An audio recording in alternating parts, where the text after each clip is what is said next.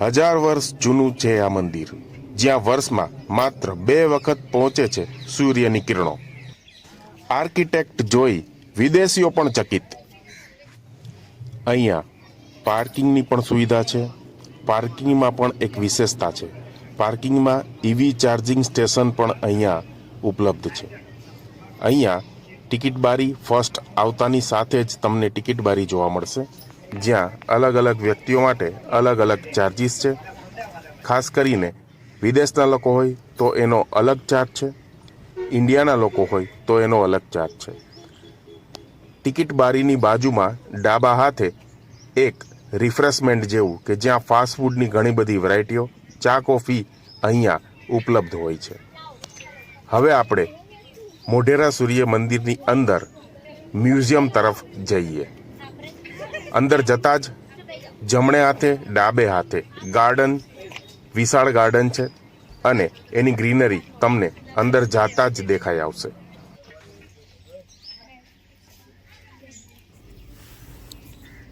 સૂર્ય મંદિર એક વિશાળ લેન્ડસ્કેપ પાર્કમાં આવેલું છે.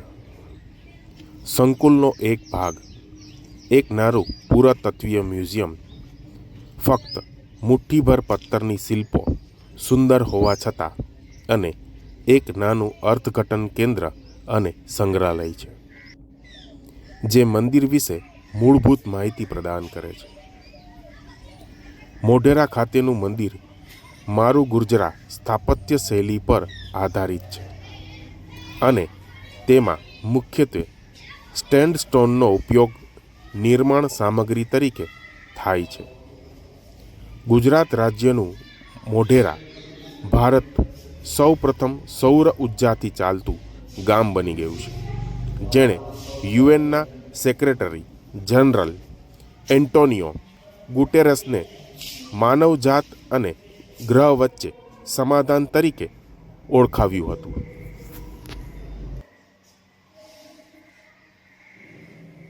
સૂર્ય મંદિરની અંદર વિશાળ મોટા ગાર્ડન છે.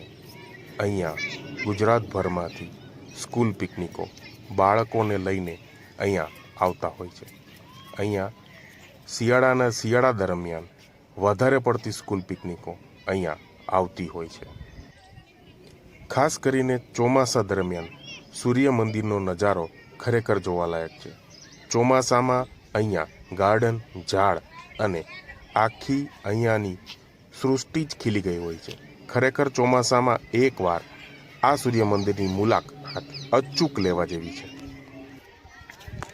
ઝરમર પડતા વરસાદ દરમિયાન સૂર્ય મંદિરમાં આવેલો વિશાળ કુંડ ખરેખર ઝરમર વરસાદ પડતાની સાથે જ જોવા જેવું દ્રશ્ય અહીંયા ઉત્પન્ન થાય છે. અહીંયા સૂર્ય મંદિરનો ઇતિહાસ અને એની સાથે સાથે સૂર્ય મંત્ર, સૂર્ય નમસ્કાર પણ અહીંયા દર્શાવવામાં આવેલા છે. આ સૂર્ય મંદિરની એક્ઝેક્ટ બાજુમાં એક પૌરાણિક મહાદેવજીનું મંદિર પર આવેલું છે. એનો ઇતિહાસ પણ આ સૂર્ય મંદિર સાથે એકદમ રસપ્રદ છે.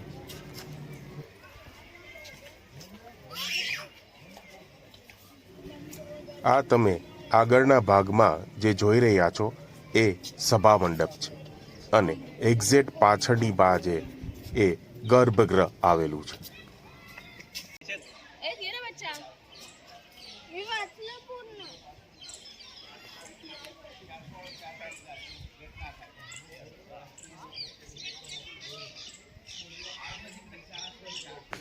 ભારત સંસ્કૃતિ, કળા, વિજ્ઞાનની વિરાસતનો એટલો ધની છે કે દુનિયાના ઘણા વિદેશોના વિદ્વાનોએ જ્ઞાન લીધેલું છે, પરંતુ ઘણી વખત વેસ્ટર્ન કલ્ચર જોઈ આપણે આપણો વારસો ભૂલી જઈએ છીએ.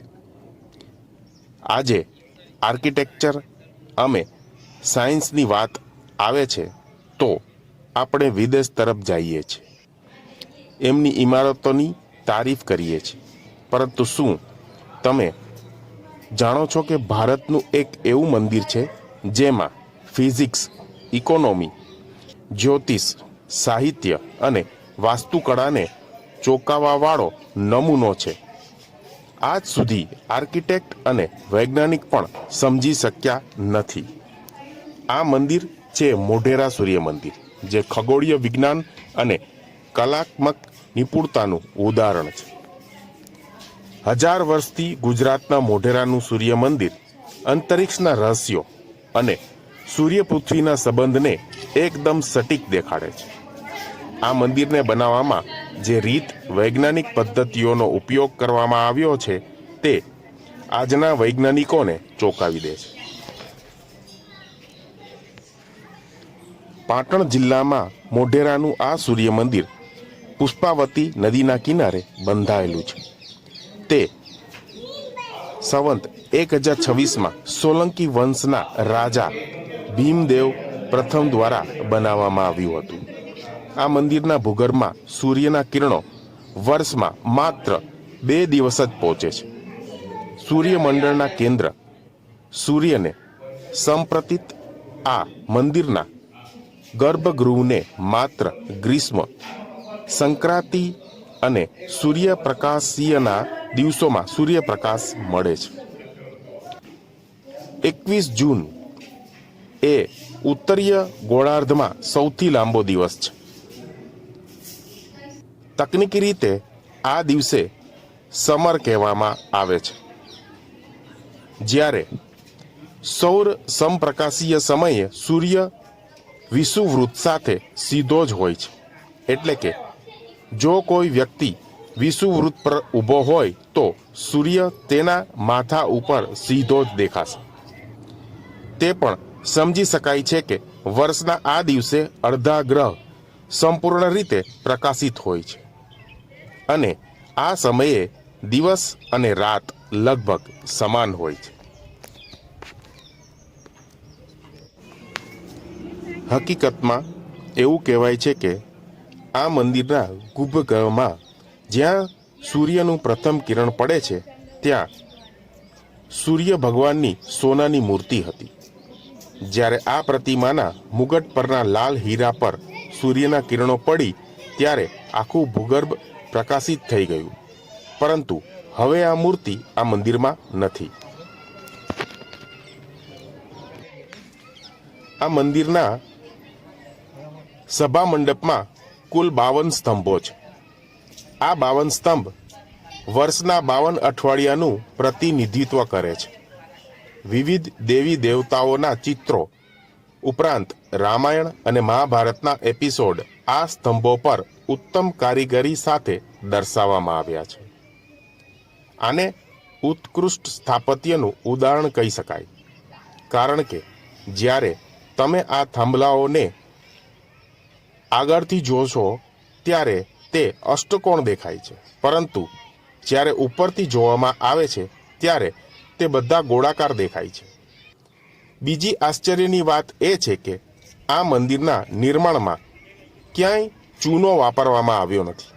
અહીંના સૂર્યકુંડમાં 12 રાશિઓ અને 9 નક્ષત્રોના ગુણાકાર કરતા થતા કુલ 108 મંદિર બનાવવામાં આવ્યા છે. ગુજરાતનું પ્રવાસન ખાતું દર વર્ષે 3 દિવસનો નૃત્ય મહોત્સવ જાન્યુઆરીના 3જા સપ્તાહમાં ઉત્તરાયણ પછી યોજે છે, જે ઉત્તરાર્ધ મહોત્સવ તરીકે ઓળખાય છે. આ મહોત્સવનો હેતુ ભારતીય શાસ્ત્રીય નૃત્યનો તેવી રીતે પ્રદર્શિત કરવાનો છે જે રીતે તે વાસ્તવિકતાથી રજૂ થતા હતા. અહીંયા લેઝર શો પણ થતો હોય છે, જે ફર્સ્ટ શો 7 વાગ્યો અને સેકન્ડ શો 7:30 વાગ્યાનો હોય છે, અને દર સોમવારે આ સૂર્ય મંદિર બંધ હોય છે.